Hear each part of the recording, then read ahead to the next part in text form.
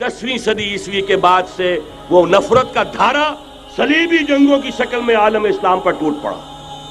और उसके बाद हाल ही में जो फतह इन्होंने हासिल की, नोट कर लीजिए कि जहां तक प्रोटेस्टेंट मजहब का ताल्लुक है वो तो पहले से इनकी जेब में था। ये वेस्ट का लफ्ज आपने पढ़ा होगा और अखबारात में आता रहा। खलीज की जंग के दौरान वेस्ट एक तो कहते हैं ये भीड़ जो काट जाती है, मुंह सूज जाता है, एक वेस्ट मुखफ़फ़ है। व्हाइट एंग्लो सेक्सन प्रोटेस्टेंट्स, सबसे पहले यहूद ने उन्हें शिकार किया, अपना आलाकार बनाया। यही वजह है, आपको मालूम है 1917 में अंग्रेजों के जरिए से उन्हें यह इजाजत मिली कि फिलिस्तीन में जमीनें भी खरीद सकते हैं, जायदादें भी खरीद सकते हैं। बालफोर डिक्लेरेशन, इंग्लिस्तान का वजीर खारजा था जिसने कि ये इजाजत दिलवाई है।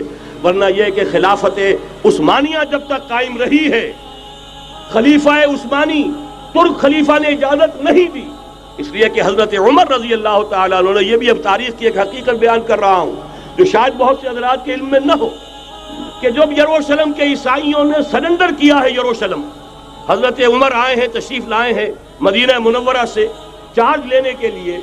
उस वक्त जो ट्रीटी लिखी गई है, जो मुआहदा हुआ है, उसमें वहां के यहूदियों, यहाँ के ईसाइयों ने तय कराया था कि यहाँ आप यहूदियों को आबाद होने की इजाजत नहीं देंगे। यहूदी आ सकता है, ज़ियारत कर सकता है, अपने मकामात मुक़द्दसा को आकर देख सकता है, यहाँ आबाद नहीं हो सकता। और ये कौन शर्त रख रहा है? ईसाई। उस वक्त तक ईसाइयों की दुश्मनी यहूदियों के साथ इस दर्जे में थी। और यही हजरत उमर रजी अल्लाह तआला अन्हु की वो शर्त थी कि सलातीन उस्मानिया, खुलफाए उस्मानिया ने भी, हालांकि यहूदियों ने बड़ी से बड़ी रिश्वत देने की कोशिश की है, सुल्तान अब्दुल हमीद खान को यूं समझिए कि सीमो जर से खरीदने की कोशिश की है, लेकिन इसके बावजूद उनका कि जो फैसला हजरत उमर कर गए थे, जो कमिटमेंट रजी अल्लाह तआला अन्हु उनकी है, मैं उससे सरे मुंह इनहराफ नहीं कर सकता। असल में उसी की तो सदा है जो फ्री मेसनरी के जरिए से खिलाफत का खात्मा कराया गया, कि यही सबसे बड़ी रुकावट है। अगर खिलाफत खत्म न होती और अगर कहीं जिहाद का ऐलान खलीफा उस्मानी की तरफ से हो गया होता, तो ये कही थी बात जब हजरत शेखुल हिंद रहमतुल्लाह अलैह जब ये असीरी में थे माल्टा में, तो वहां का अंग्रेज कमांडेंट उसने चूंकि वो कुछ मुरीद हो गया था या कम से कम अकीदतमंद हो गया था, एक रोज हजरत शेखुल हिंद ने उनसे सवाल किया उस शख्स से कि आप लोग हमारी खिलाफत के पीछे क्यों पड़े हुए? ये तो बीमार, तुम खुद कहते हो, यूरोप का मर्दे बीमार तुर्की, आपको क्या डर है इससे? आप क्यों इस बेचारी खिलाफत के दर पे हैं? उस शख्स ने जवाब दिया था, मौलाना इतने भोलपन के साथ बात ना कीजिए, हम भी जानते हैं, आप भी जानते हैं, अगर कहीं खिलाफत उस्मानिया की तरफ से जिहाद का ऐलान हो गया तो पूरे आलम इस्लाम से लाखों मुसलमान अपने सरों से कफन बांध कर निकल आएंगे। आज इस गए गुजरे दौर में भी इस कमजोर और यूं समझिए कि नाम नेहाद खिलाफत के अंदर इतनी जान है, इतनी ताकत, लिहाजा उसको खत्म किया गया। और खत्म कराया गया किन के जरिए से? वो जो मुसलमान कहलाते हैं थे फ्री मेसन, मुस्तफा कमाल पाशा फ्री मेसन, और उसके जरिए से इन्होंने सारे काम जो करवाए वो दर हकीकत अपनी साजिशों के जरिए से और मुसलमानों को इस्तेमाल करके करवाए। बहरहाल बात लंबी हो रही है। पहली बात तो यह है कि वही नक्शा उस वक्त का आज भी है जहां तक यहूदियों का ताल्लुक है, लेकिन फर्क ये वाक़ हो गया कि उस वक्त ईसाई यहूदियों के ताबे नहीं थे, बल्कि ईसाइयों और यहूदियों के माबैन दुश्मनी थी। आज यहूदी ईसाइयों पर मुसल्लत हो चुका है। फरंग की रगे जहां पंजे यहूद में है, और आज के फरंग का लीडर अमेरिका है। अमेरिका का सदर यूं समझिए कि वो इन यहूदियों का गुलाम है। मजाल नहीं कि उनकी मर्जी से इधर से उधर हो जाए, और अगर कोई गलती से इधर से उधर हो जाए तो उसका पत्ता चाक हो जाएगा। आप देखिए क्या हशर हुआ है बुश का, हालांकि बहुत बड़ा हीरो बनकर निकला था गल्फ वॉर से, लेकिन जरा सा एक बयान दे दिया था कि जो इसराइल को पसंद नहीं आया, तो जो इलेक्शन में चारों शाने चित हुआ है उसका जो हशर हुआ है वो देख लीजिए। तो पहली बात तो ये समझ लीजिए कि आज भी यहूदी, ये न्यू वर्ल्ड ऑर्डर है, न्यू वर्ल्ड ऑर्डर, और इसमें ईसाई दुनिया उसकी आलाकार है। अब सूरत हाल क्या है? ईसाई दुनिया, मैं एक बात बता रहा था बीच में रह गई, कि जहां तक प्रोटेस्टेंट ईसाई थे वो तो पहले इनके हाथ में थे। हाल ही में इन्होंने जो फतह हासिल की है وہ کیتھولک عیسائیت کو بھی اپنے ہاتھ میں لے لیا ہے۔ چنانچہ پوپ صاحب نے فرمان جاری کر دیا ہے کہ ہمارے خداوند یسوع مسیح کے قتل کی ذمہ داری ان یہودیوں پر نہیں ہے، بری کر دیے گئے۔ 1900 برس کے بعد، بلکہ 2000 برس کے قریب ہو گئے، انہیں ایگزونریٹ کر دیا گیا، ایبسالو کر دیا گیا، ان پر ذمہ داری نہیں۔ نتیجہ یہ نکلا ہے کہ ابھی چند مہینے پہلے جو مذاکرات صلح کے ہو رہے تھے، جن میں یاسر عرفات بھی تھے اور یہ اسحاق رابین گیا ہوا تھا واشنگٹن، وہاں سے واپس آیا ہے تو روم میں رک کر پاپائے روم سے ملاقات کر کے تشریف لائے ہیں، انہیں دعوت دی ہے کہ یروشلم آئیے، اور ویٹیکان نے تسلیم کر لیا ہے اسرائیل کو، اور ویٹیکان کا اب جو ہے ایک ایمبیسی، اس کا جو ہے سفارت خانہ وہ یروشلم میں بننے والا ہے، اور پوپ صاحب بھی وزٹ کرنے والے ہیں۔ گویا کہ یہ گٹھ جوڑ اب مکمل ہو چکا، اب کہیں اس میں کوئی کمی نہیں رہی۔ اس یونائٹڈ فورس کے ساتھ یہ نیو ورلڈ آرڈر اس وقت عالم اسلام پر حملہ آور ہے۔ اب اس میں نوٹ کیجئے کہ اس وقت کی فضا ہے کیا۔ عالم اسلام میں سے عالم عرب ان کے شکنجے میں جا چکا، کیوں بنا کر کھڑے ہوئے ہیں اسرائیل کو ماننے کے لیے اور سر تسلیم خم کرنے کے لیے۔ انہیں بلا کر میڈرڈ میں پیش کیا گیا یہودیوں کے سامنے کہ تم جن کے ساتھ ایک ٹیبل پر بیٹھنے کو تیار نہیں تھے، میڈرڈ میں آؤ، آؤ اپنا قبرستان دیکھو، یہ اسپین کی سرزمین جہاں تم نے 800 برس حکومت کی تھی، یہ تمہارا قبرستان، یہاں آؤ اور بیٹھو اور ان کے ساتھ بات کرو۔ گئے تھے کہ نہیں تمام فرنٹ لائن سٹیٹس میڈرڈ میں؟ حالانکہ کوئی بین الاقوامی کانفرنس کبھی میڈرڈ میں نہیں ہوئی، یا تو یہ واشنگٹن میں، بعد میں وہ سارے معاملات واشنگٹن میں چلے، شروع وہاں سے کیا۔ اس لیے کہ نیوز ویک کا کچھ عرصے پہلے کور سٹوری جو تھی 1992 is the year of Spain. Why? 1592 was the year of the fall of Granada.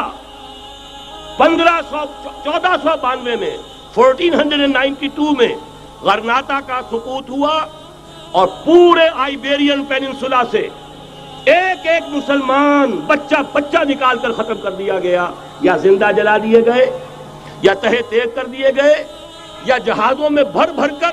اور آپ کو معلوم ہے میڈیٹرینین کی حیثیت کیا ہے، خلیج ہے، ایک معمولی سی خلیج، ادھر سے اسپین کا ساحل قریب آ جاتا ہے، اسپین کے ساحل سے جہازوں میں بھرا اور نارتھ افریقہ کے ساحل کے اوپر پھینک کر آ گئے۔ پورے ہسپانیہ میں جہاں 800 برس مسلمان کی حکومت رہی، ایک بچہ بھی مسلمان نام کا موجود رہا۔ یہ تھا 1492، اور اب آیا تھا 1992۔ 1992 is the year of Spain۔ اسی لیے ورلڈ اولمپکس رکھے گئے، وہاں دلہن کی طرح سجایا گیا ہسپانیہ کو، اور بلایا گیا، طلب کیا گیا، سمن کیا گیا تمام دول عرب کو، آؤ یہاں بیٹھو، اور یہاں بیٹھ کر اپنے ان یہودی دشمنوں کے ساتھ مصالحت کی بات شروع کرو۔ بہرحال نوٹ کر لیجئے، عالم عرب جا چکا ہے۔ کوئی دن کی بات ہے، میں سنسنی پیدا نہیں کرنا چاہتا، لیکن حالات اور واقعات سے نگاہیں بند کرنا بھی کوئی دانش مندی کی بات نہیں ہے۔ یہ ایودھیا کی مسجد شہید کی گئی، ابھی یہ ایک بہت بڑا مزار جو ہے شہید کیا گیا، اور اس کے ساتھ کئی مسجدیں شہید کی گئی۔ یہ سب کیا ہے؟ یہ مسلمانوں کی نفس دیکھی جا رہی ہے کہ کوئی غیرت اور حمیت نام کی کوئی شے باقی ہے؟ جیسے علامہ اقبال نے وہ نظم لکھی تھی، عبد القادر روہیلا بڑا ظالم جفاجو کینہ پرور تھا، لیکن یہ کہ اس نے جو ایک ٹیسٹ لیا تھا کہ وہ جو عورتیں ہیں تیموری خاندان کی، ان میں کوئی رمق رہ گئی ہے؟ معلوم ہوا کہ نہیں، کہ غیرت نام تھا جس کا گئی تیمور کے گھر سے، ختم، غیرت نکل گئی۔ اسی طرح ایودھیا کی مسجد، اب چرار شریف، اور یہ کوئی دن کی بات ہے کہ اب مسجد اقصیٰ کا نمبر آیا کہ آیا، اس کے لیے پوری تیاریاں ہو چکی ہیں۔ یروشلم کا مشرقی حصہ خالی کرایا جا چکا ہے، اس کے اندر اب پورا تسلط یہودی کر رہے ہیں، یہاں تک کہ اب کے یاسر عرفات صاحب نے بھی کچھ نہ کچھ جو ہے احتجاج کی بات کی ہے، حالانکہ اب تک ہر بات مان کر منقار زیر پر تھا، لیکن یہ کہ ایک وقت آتا ہے آخر کار اسے بھی کچھ بولنا پڑ گیا ہے۔ لیکن یہودی اب پیچھے قدم ہٹانے والا نہیں ہے۔ ان کا تھرڈ ٹیمپل، تیسری مرتبہ ہیکل سلیمانی تعمیر ہونا ہے، نوٹ کر لیجئے، ان کے لیے وہ وہی کچھ ہے جو ہمارے لیے کعبہ ہے. ان کے لیے ہیکل سلیمانی بالکل وہی حیثیت رکھتا ہے جو ہمارے لیے کعبہ. وہ ہیکل سلیمانی ایک مرتبہ پہلے نبوکدنضر کے ہاتھوں مسمار ہوا، پھر سن 70 عیسوی میں ٹائٹس کے ہاتھوں مسمار ہوا. سن 70 کے بعد آج 1995 میں کتنے برس ہو گئے؟ پورے 1925 برس ہو گئے کہ ان کا کعبہ زمین بوس پڑا ہوا ہے. اب تک تو ان کا بس نہیں تھا، اب تو بس ہے کہ نہیں؟ اب ان کی حکومت ہے کہ نہیں؟ اب شاہ حسن ہو چاہے شاہ حسین، ان کے نوکر اور چاکر ہیں یا نہیں؟ اب انہیں ڈر کس کا ہے؟ لہذا کوئی دن کی بات ہے مسجد اقصی شہید ہوگی اور ٹیمپل کی تعمیر شروع ہوگی. یہ تو بہرحال ایک نقشہ ہے. اگلا نقشہ آپ کو بتانا چاہتا ہوں، ایک دوسری تصویر ہے. یہ تصویر ہے زمینی، ایک تصویر ہے آسمانی. وَمَكَرُوا وَمَكَرَ اللَّهُ وَاللَّهُ خَيْرُ الْمَاكِرِينَ. انہوں نے اپنی سی تدبیریں کی، اللہ نے اپنی تدبیر کی، اور ظاہر بات ہے اللہ کی تدبیر سے بہتر تدبیر کس کی ہوگی؟ چنانچہ یہودیوں کی سازشیں اس وقت بھی ناکام ہوئی تھی یا نہیں؟ ظاہر بات ہے جاء الحق وزهق الباطل ان الباطل کان زہوقا.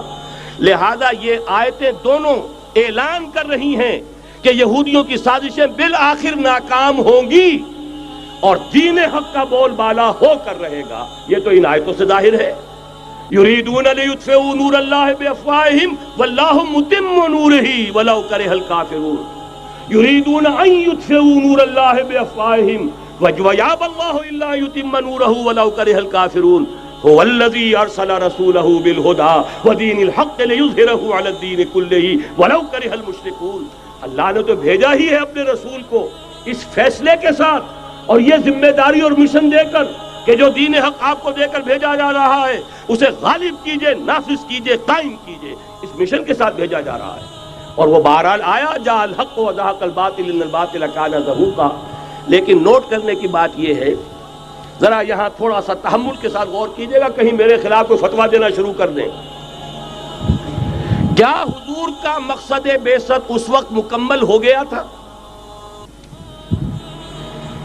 ایک درجے میں ہو گیا کہ جزیرہ نماء عرب پر اللہ کے نور کا بھی اتمام ہو گیا، اللہ کا دین بھی غالب ہو گیا.